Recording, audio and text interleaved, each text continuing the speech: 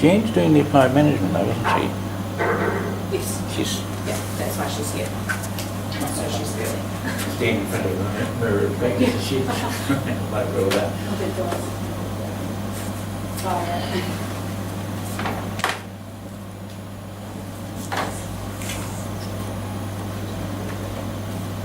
I'll still be there with all skills.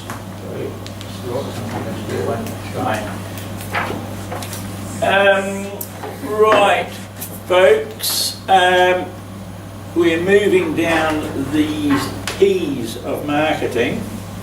Having done a product and price, we now head into promotion, and there's probably a couple of sessions for this.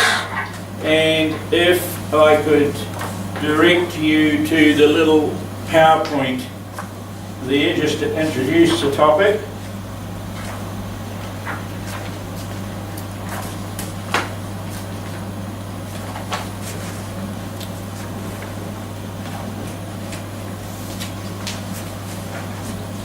So there are two things essentially on that PowerPoint which we will ultimately need to talk about. And the first is that pretty picture diagram which talks about the promotional mix or the marketing communications mix. Everything's a mix, you see. And so promotion is wrapped up in this mix, and that includes advertising, personal selling, which is exactly what it says, people going around selling things. Yeah. Public relations, that's where you try and get favourable articles about you in the newspaper or sponsor a rugby match or something like that.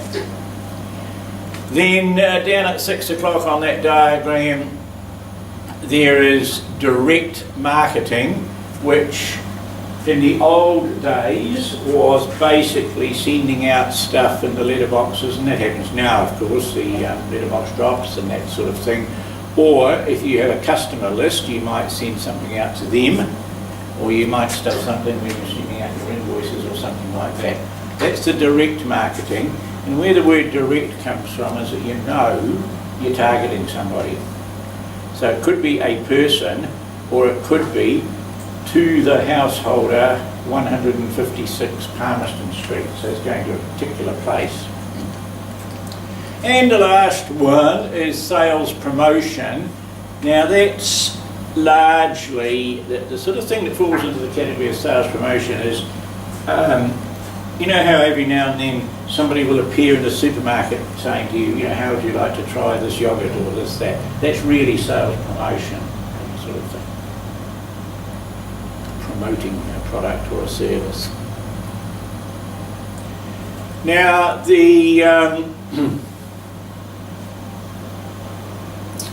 I'll eventually just flick past a few things about the Coca-Cola ads.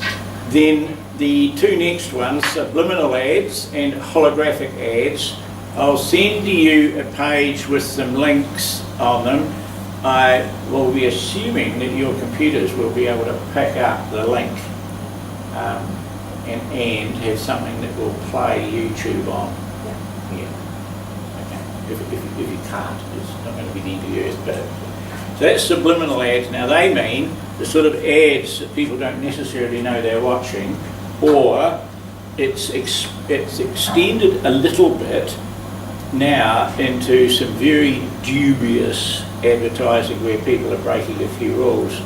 Like sometimes you'll see down the bottom of a TV program, TV1 and TV2 are notorious for this, and TV3. Down the right hand bottom of corner of the screen they'll sometimes put coming up on Saturday, blah blah blah. Yeah. That's really a subliminal ad.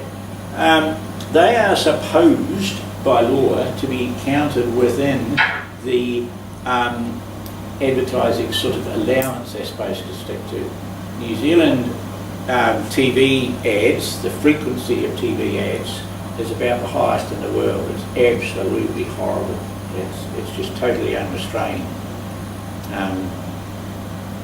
Anyhow, then there's the very subtle ones that you don't actually know you've seen, and there's one the links will show you one, possibly two examples of McDonald's doing that, where they're talking about something entirely else, and a little red McDonald's just goes like that.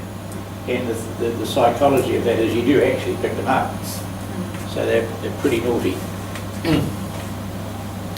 And the holographic ads, I think I'll put a link on that you can see what one of those is. The example they've given, which I think is actually quite smart, to be quite honest, is, you know how when you walk past any shop and they'll have a, walk past the shop and they might have basically a model in the window with some clothes on, you know, look at our new spring lines and there'll be nothing on it. This particular link shows you a shop that's doing that, but they're holograms. So they're people, you know, do you know what I mean by a hologram? Yeah. And I actually reckon that's really smart. You can see the people gathering around the window to look at it. And so it can be mobile. They change. Yeah. And of course you can ring the changes and the old hologram will stay up all night. You don't have to sort of pay somebody to stay there swanning around in clothes or something like that. I think they're pretty smart actually. Here you go. So that's those.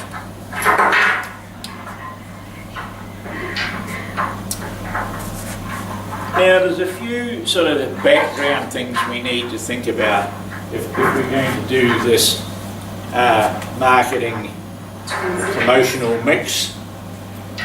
In the early stages of whatever we're doing, whatever product, whatever service, it does seem that we need to have clearly in our minds what we're doing with this. So, in a fairly corny way, if we were advertising New Zealand Diploma in Business, or talking to people about whatever, we really should be sure that we know what it's supposed to be doing, the outcomes that you could reasonably expect from it, and so on. Then the other thing is a unique selling point. So this comes from the standpoint that there's always competition. There is either competition for a similar product and you are trying to make yours in some way be different, and we always need to remember that we are in competition with people's disposable incomes. So what I mean by that is, if I was selling bikes, people who are going to buy bikes have to be prepared to spend the money on them, and that might mean they don't buy a fridge because little Johnny's got to 10 years old and needs a new bike or something like that. So I think we're all in competition to some extent for what we're offering, product or service.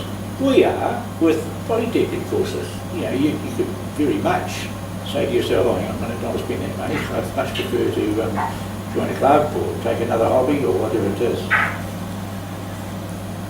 Then we have to start thinking about the image we want and what I'll call creating an aura.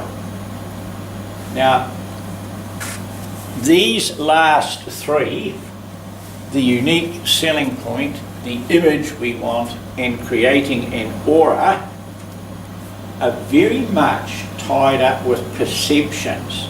And we need, ultimately, to get our heads around the image we want or think we are creating, and the image that potential and actual customers might have. And our perception and theirs may well be very different, and we need to sort of get onto that reasonably quickly. And an aura is a much more mystical thing. Talk about that a little bit more, surely, like now. Can we create an aura? What is an aura? An aura is a distinctive but intangible quality surrounding a person or thing.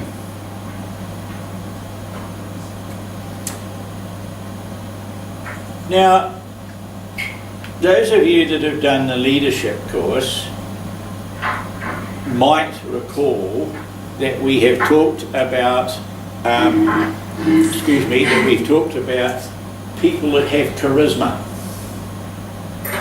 And like, to pluck a fairly corny example out of the air, you know, people would have said that Bill Clinton, when he was president, sort of had a charisma.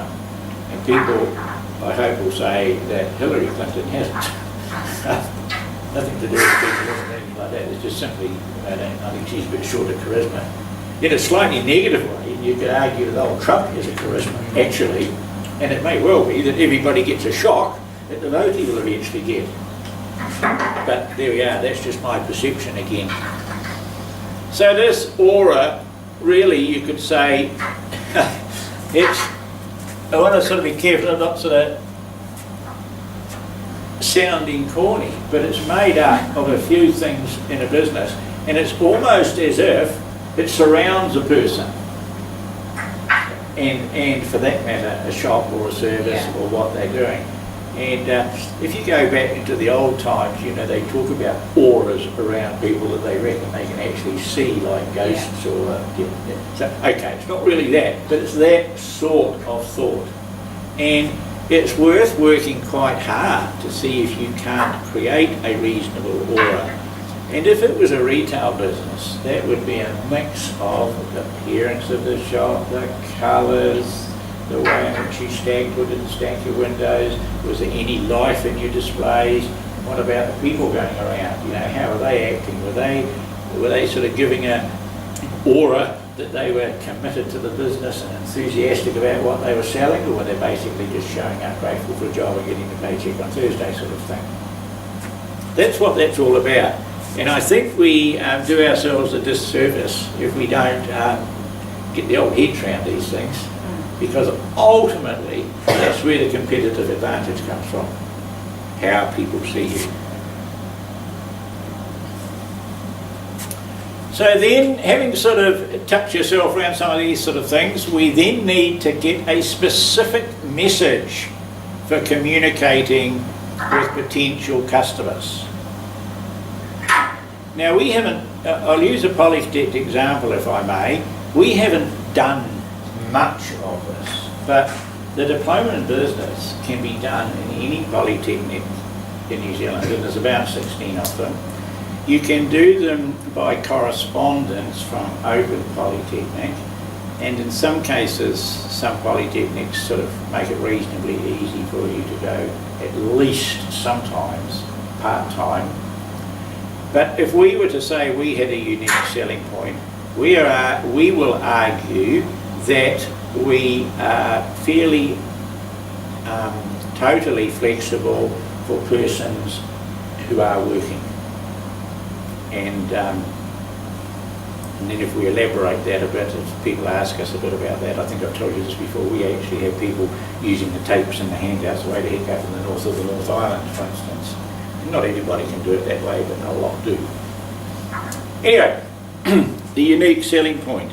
And the unique selling point is exactly what it says. It's unique. It's different from your competition. And when you start thinking about, it's quite worthwhile to start thinking about real life things, like Ashley just talked about Starbucks before, with you know, kids knowing the Starbucks brand because it's on the TV. And so even if you go to the coffee bars around town or around Greenmouth, you will actually quickly realise that most of them have different brands of coffee. I can't, has Dennis the dog got Hummingbird? I'm not sure. I think somebody has, depending on who you are. Empire coffee. Yeah, right, yeah. And so that could be a selling point. Then they've eventually start sticking stuff in them, additives of different things. Horrible really, but some people like, good on them. Then they,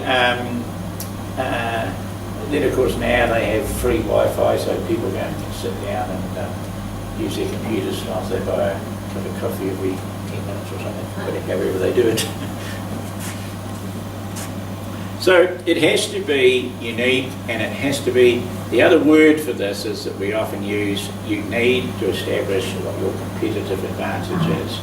And you need to test that, because if you think you've got a unique selling point, you need your potential customers, potential target market or profile customers, you need to try and establish if they think that what you're offering is competitive.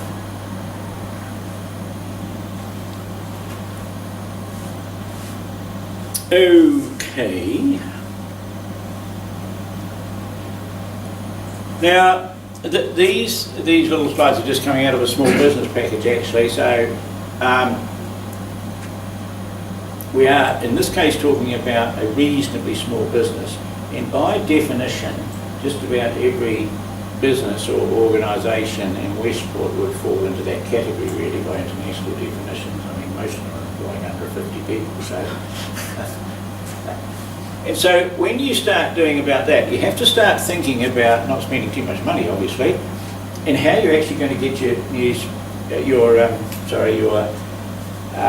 customers communicated with. And up on the slide there, so okay, I willingly admit the internet's not there, and it probably needs to be, but so typically you might have a brochure, you probably should have a web page now, and a newspaper ad sometimes, or a magazine ad sometimes. And you need to think quite carefully about your target markets when you do that, because sometimes the medium for your message is not actually suitable for some of your target markets. I remember a guy, one of the tutors at a polytech I was at, he was quite forthright, quite liked it really for being that, and he ran a fiction writing course.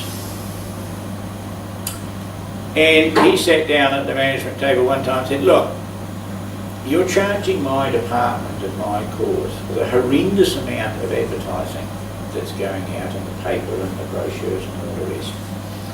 And he said, I only need every year to put one advertisement in the New Zealand Listener and I'll fill a course. And so he said that was totally appropriate.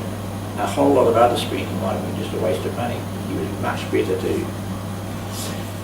The other thing, and why I've put that list there, is that once you've got your unique selling proposition or a really glitzy logo and whatever it is you're going to use to make yourself stand out, you want it to be able to go on everything you do, because as a small business you can't afford to run too many different ads about too many different things, so you want to remind them, and that's where the logos all come from. You know, Mitre 10 always says Mitre 10 on their ads, and Starbucks always has Starbucks on their ads, and so on, and they all look the same.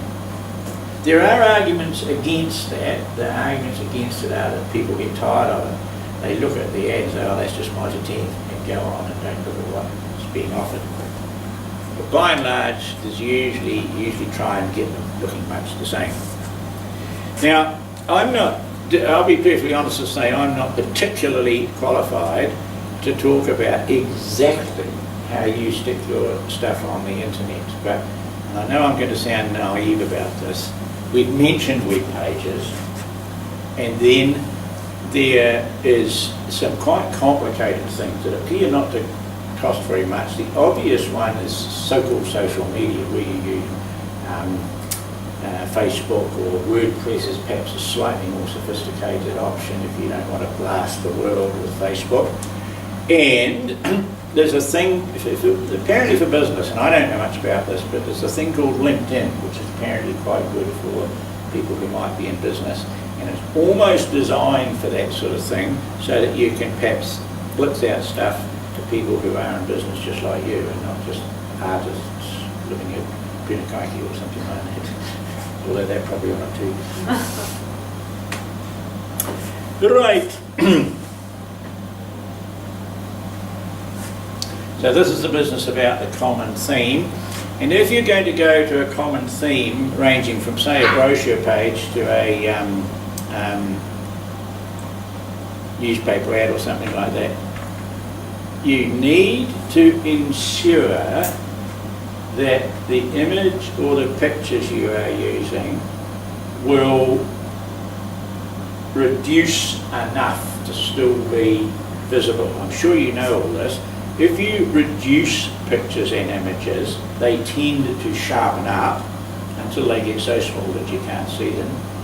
Then if you decide you want to turn your same image into a big poster and not just a brochure, then the reverse happens. You can blow them up, but you lose some of the definition on them.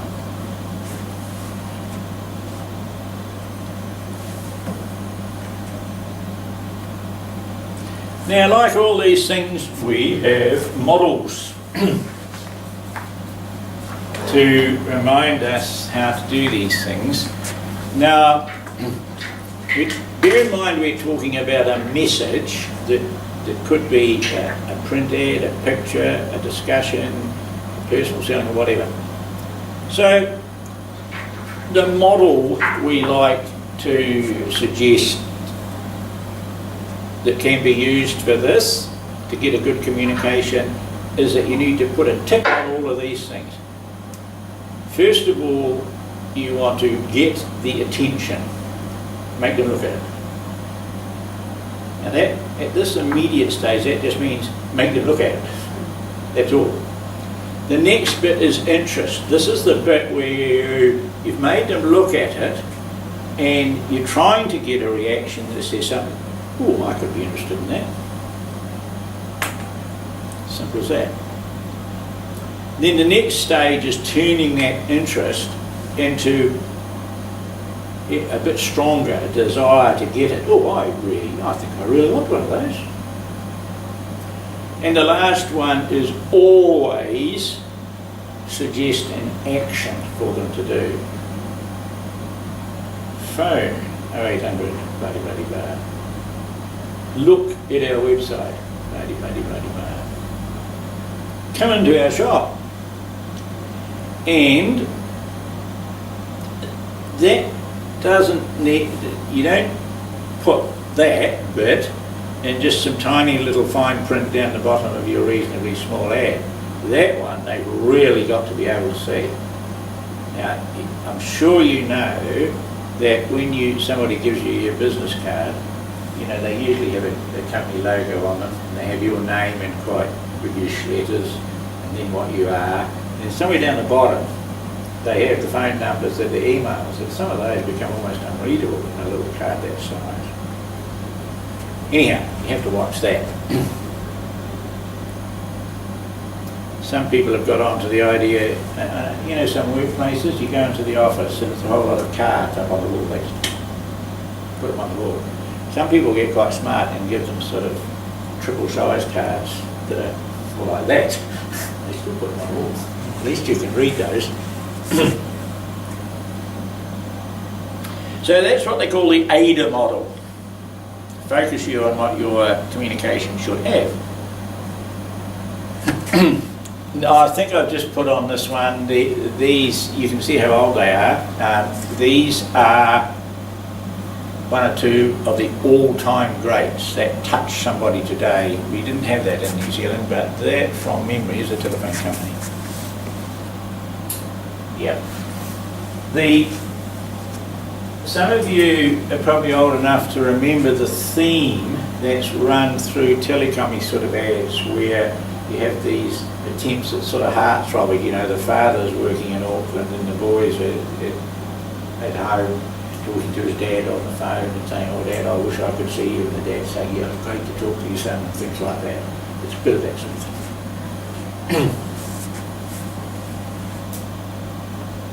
thing. And strangely enough, that's a Coke. Somebody knew I was coming. Now, I think that's about the end of those. Yes, I'm right about that. How about that? I'll turn you now to the handout that has started on the bulk of the theory that goes with this.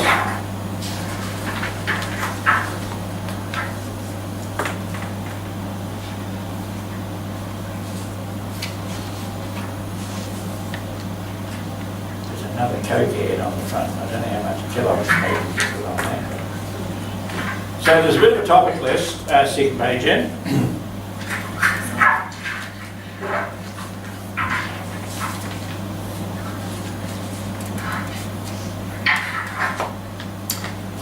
And Wikipedia is reinforcing, the Wikipedia is reinforcing the 4 aspects of the promotional mix, which is what we had there in that pretty picture. That IDA one is probably the most common one, but there are others, and I've put 2 others there that just reinforce this idea of almost like a checklist for what you're trying to create when you communicate or promote. Now, that handout's quite handy in that it explains in a little bit more detail the sort of things that go into each part of the mix. So with that advertising one, it's covering a tremendous number of different possibilities.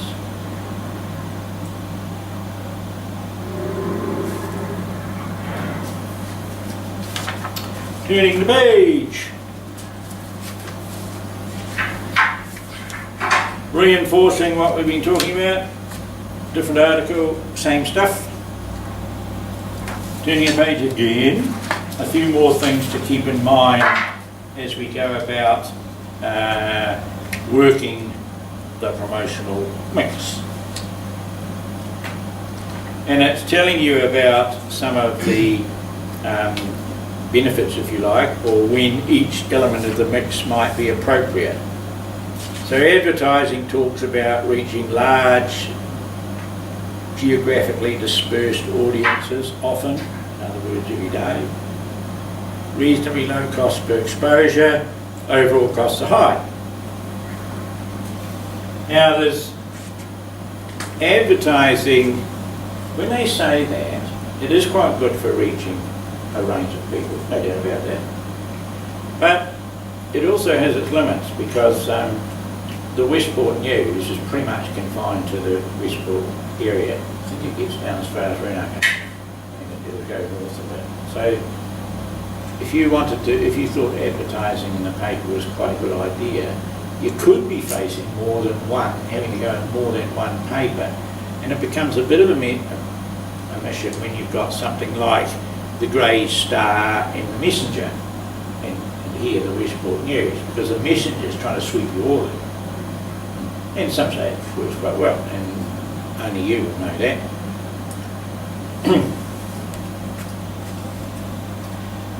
The situation is worse with radio. There are a hang of a lot of possible radio stations now.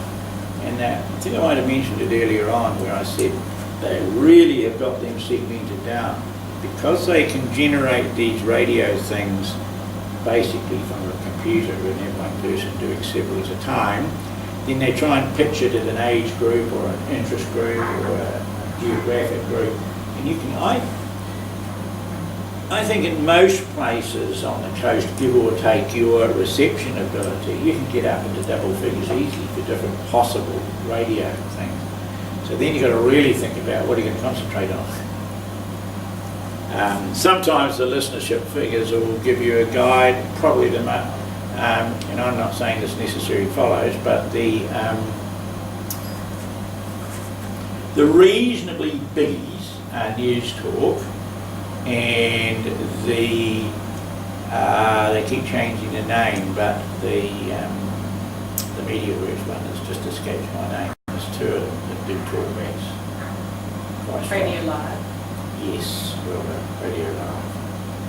So those are 2 that quite a lot of people listen to all the time, and basically in pretty much any part of New Zealand. And all the other little ones like X, another FM, or there's an FM in Greymouth that actually comes out of Timaru of all places. But and so they've got all these little segments that they go to. So it is very hard with radio. The personal selling.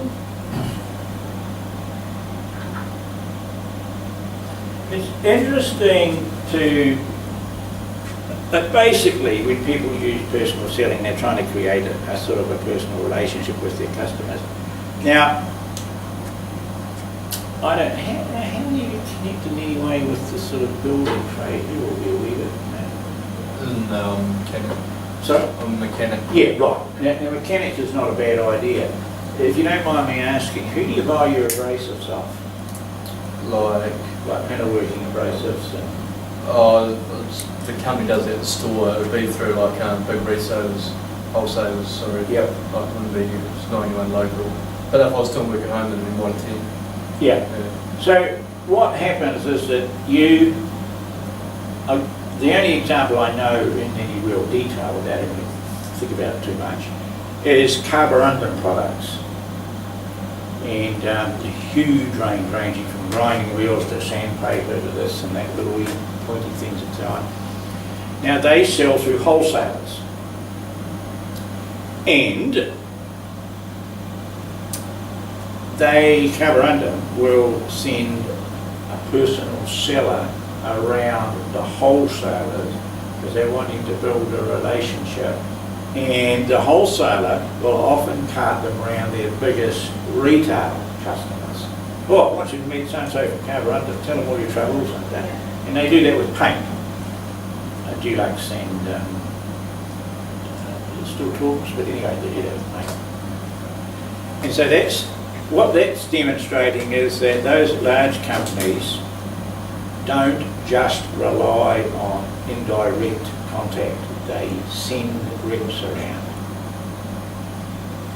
Xerox would be another one, photocopiers, they send reps around every now and then.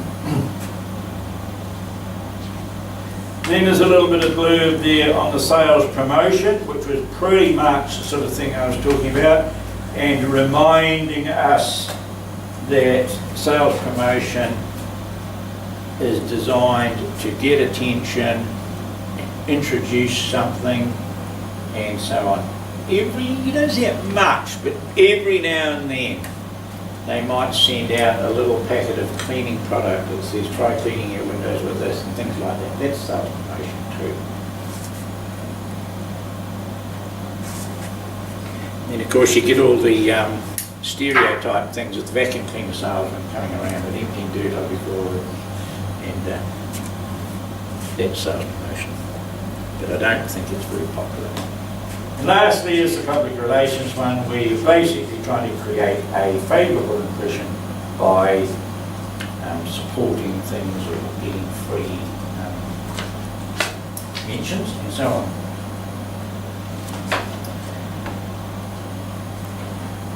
And finally there, over the page, the direct marketing. Now the other thing they teach in this area is to consider that a lot of products have a life cycle ranging from their introduction, when they come in new, to a eventual mature stage where their sales are perhaps at a maximum, and then eventually things start to happen which leads to a decline.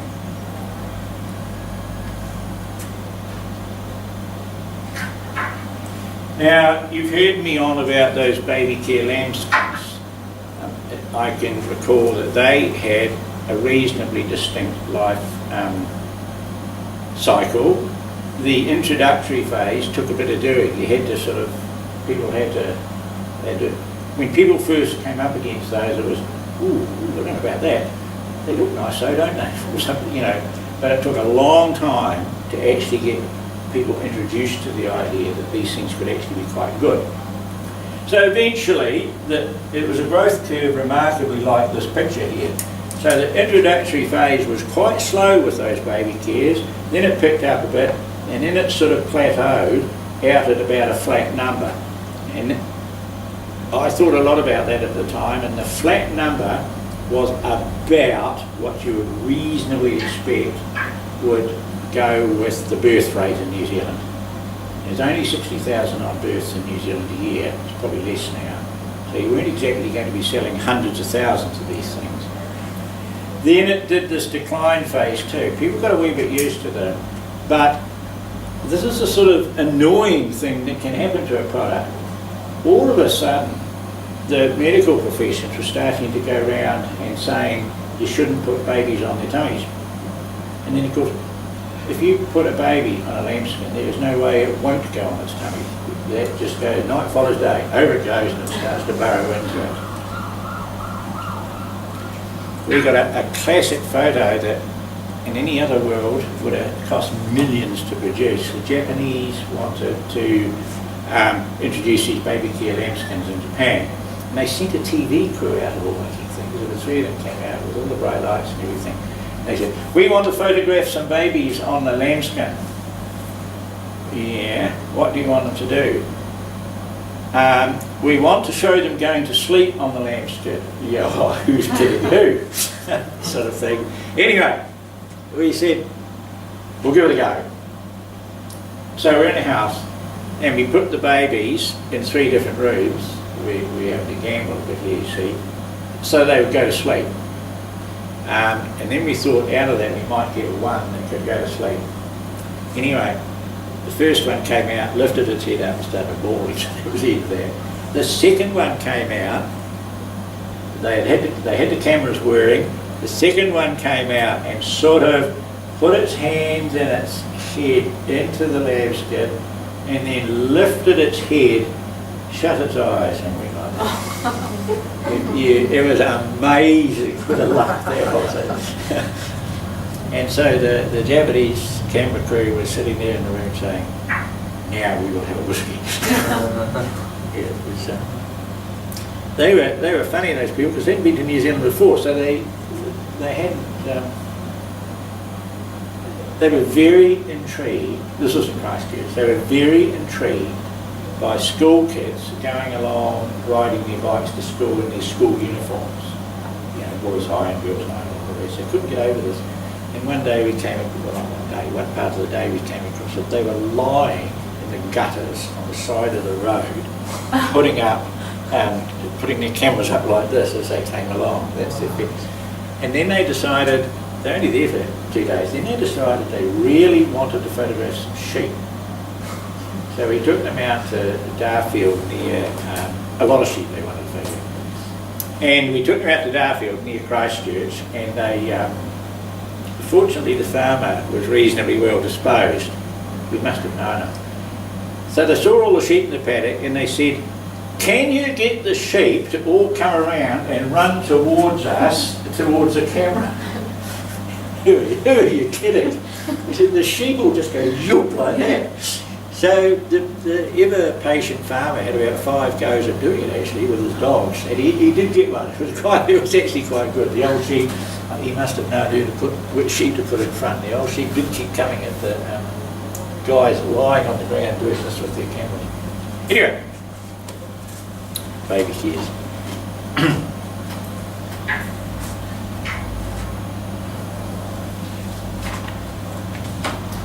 Then there is these rather famous 10-minute guides on how to achieve an effective promotional mix.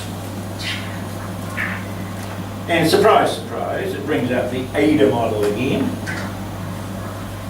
And then on that same page you eventually get on the right hand side a 10-step checklist for developing your promotional mix.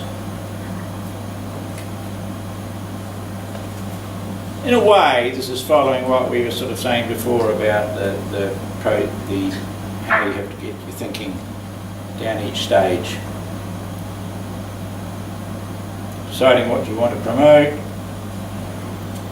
develop a profile of your target audience, that's what we talked about earlier in this course, and the rest of the 10 steps, which you can read because they're pretty straightforward. Then there is that heading, what you need to know. And there's a bit of quite interesting stuff in there. I guess it's reasonably accurate. It's a fairly reputable organisation. Research shows that people need to see an ad at least 7 times before it starts to mean anything to them.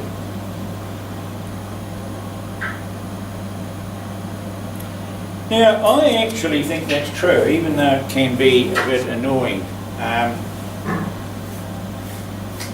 Any of you that watch TV must probably realise that the likes of Noel Leeming and Harvey Norman are on it thunderingly just about every night. They're just about wearing you down with ads, and they keep on having, must be in by Tuesday and all of this sort of thing.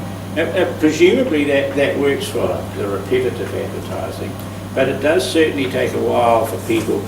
I mean, you couldn't just put an advert in the Westport News, assuming the Denniston Dog hadn't advertised before anywhere. You couldn't put an ad in the Westport News or the Grey Star one Friday night that says, come to my cafe for a nice meal or something like that. Because the chances of them actually even noticing it aren't that great, so you need to, unfortunately, keep at it. The people that run the radios will tell you what you need to do really is to run radio ads at the same time, nag ads, like just nagging at the same day that the paper's going out, things like that. Now, they picked the Denniston Dog for a reason, because they advertise. I mean, everybody in Westport will know what the Denniston Dog is run, even though they may not necessarily go there very much, but they advertise a lot, don't they? And so everybody knows what they are. So that article keeps on going through those different stages, and then when it gets to the end, they give you an action one. What to do now?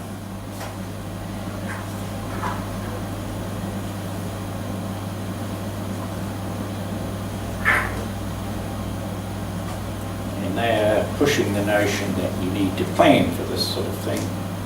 Know what your product is, know what your competitive advantage is, know what your target market profile is, and then eventually how you go through these various aspects of the marketing mix to get a really good hit. One thing that organisations don't do well, small and large, is they will sometimes put an ad in the paper or on the radio, and with large organisations, something on the TV, they don't tell the staff anything about it. They don't tell the staff how good that motor bar is, or why the pork they're going to be introduced to in the TV is so nice. And it's very silly, because when the poor old sales staff come up to you in the shop and you say, oh, can you tell me a bit more about that special pork you're offering tonight? What special pork? and the whole thing sort of falls flat. But particularly when it's benefits like, there was a real sitter in last night's paper that I spotted, I think it was last night's paper. Smith City Market, Smith City, had lawnmowers. They were Lawnmaster lawnmowers, and they had one at $4.99, one at $5.99, and one at $6.99. So they each had different names, but they were essentially the same. They looked the same in that row, and they were pretty much the same. And one of them was called I'll say it was called a basic, I don't think it was, but something like that. And the one at the other end of the three was the executive. And I thought, well, what on earth the difference is? I'll go and have a little look. So, not physically, I'll try and pick up from the picture and the odd words that were there what the difference was. And so the basic one had a slightly smaller engine. The middle one and the executive one had a 6-point-something another kilowatt engine. In other words, it had a more grunty motor on it. And then the only other difference I could see was the executive had most of the controls up on the handles. Now, I'll bet you that that Lawnmaster triple will be in other shops besides Smith City. I will bet you that there will be people that will go into shops and see that and say, oh, I need a new lawnmower, What's the difference between those? They all look the same. You know, I'll bet you over half of the sales will say, oh, I don't really know, I'll have to go to ask boss. Because the difference between $4.99 and $6.99 is enough to make you quite know. In fact, it's really close pricing, why they did that? Come on.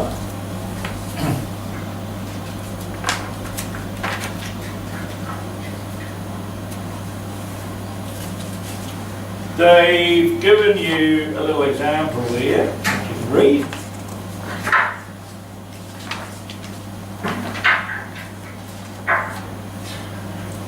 And then probably close to the last one for looking at tonight is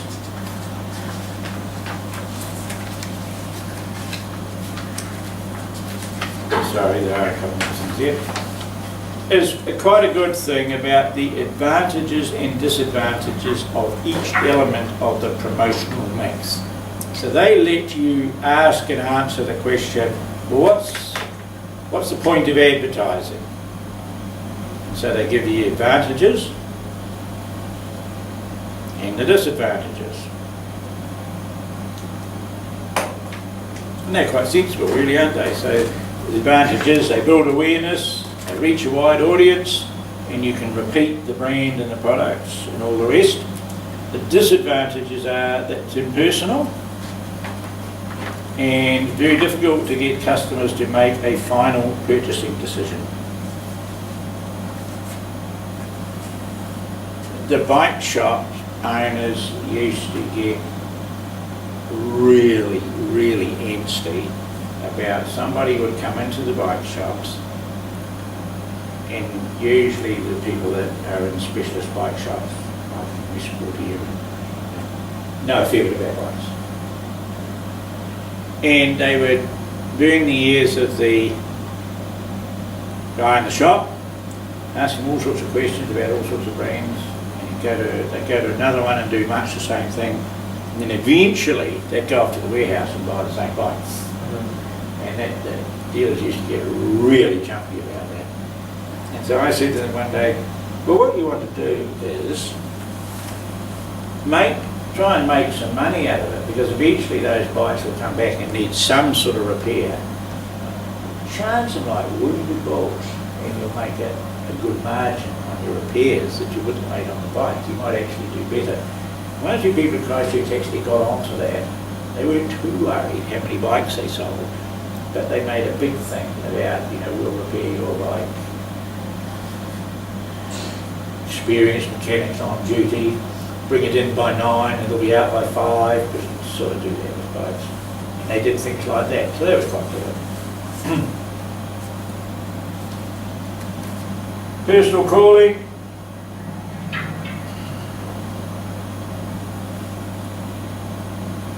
Just draw your attention. This is a little bit like this example I gave with carborundum. It is costly having sales reps on the road going around. And you have to have well-trained sales reps, because remember, a carborundum rep coming in to talk to you is not going to sell what it is you're talking about. The carborundum rep will have to say, oh, look, if you want those, you need to go to Mitre 10 or whatever, Repco. So that's a bit of a pain. Sales promotion. The essential measures there is you can overdo it. And then the PR stuff. Risk of losing control. If you're all keen on getting your pretty picture and something about what your organisation is doing in the paper, remember that the paper will put that slant on it. You can't tell the paper what to write in the editorial part. They'll write what they thought, and they, without being too rude, they tend to get it wrong. They want to do the article quickly, and I was very careful not to just do exactly what you say they want them to do. So there's a bit of a risk in that.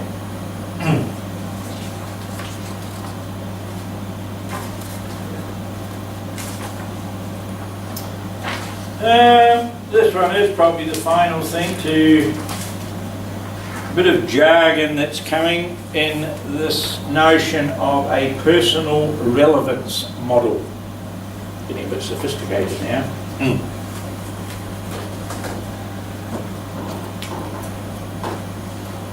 Now this is essentially the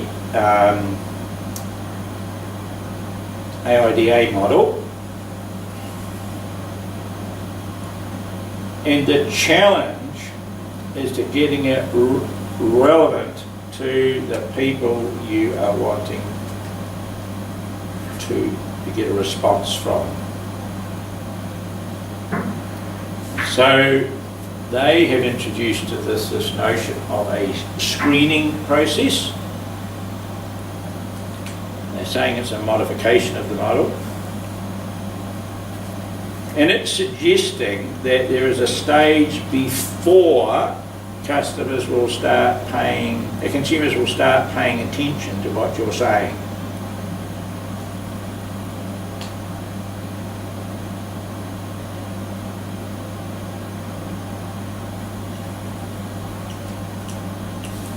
Somehow or another, you have got to get around the problem that potential consumers are bombarded with messages all the time.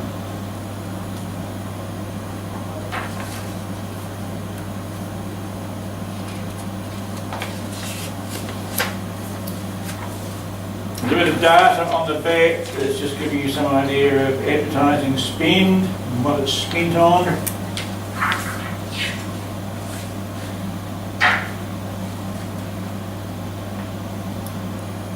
There is a rough rule of thumb that says most business in products or services, you need to be thinking when you're budgeting somewhere like 4% of your revenue, your turnover. It's not your profit, it's 4% of your sales.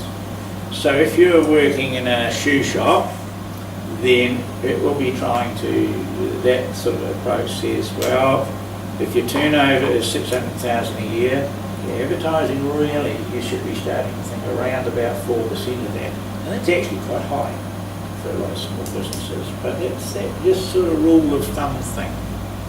Now even the Leamings and whatnot of this world, it still probably does work out at about 4% because they have such huge turnovers. So the message there is, if you're too much below that sort of 4% sort of benchmark, you may actually be wasting money. You might be advertising away but not actually getting any impact.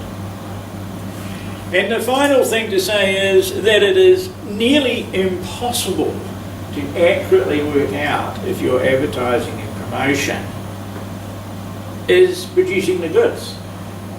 Because you're always asking yourself, well, would it have happened anyway? And the other end of that argument is it needs time.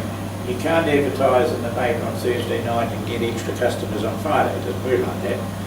And so some people work out all sorts of ways to try and get some measure, like putting with the ad a wee bit of a bait that says bring this coupon and we'll give you 10% off your second purchase of shoes or something like that. You have to do that fairly carefully because consumers get overexposed to that sort of thing, like there's loyalty cards everywhere and there's 10 clicks on your coffee card and people get a bit blasé about that and end up collecting 5 different coffee cards and never getting anything. So that's the challenge. The challenge is to really figure out some way of seeing if you're getting a benefit from your advertising. If you get a great increase in sales, you're probably going to say to yourself, well, that's good, advertising. Right, so folk, I am starting to get a few assessments coming in, which is very creditable. And no doubt I will soon get a few more flooding in, will I not? Other people, some of you have. That will be good. Next week, I'll be in Greymouth, and I won't be school holidaying or anything. If it means anything to any of you, possibly you, Nafika, I probably will not be at a class on Tuesday night, that's all. But I'll send you out an email just to... You guys you ones there are sort of on self-driving. Yeah. So Yeah. don't think you should keep the law people. When do we get our fourth system for this? The fourth period?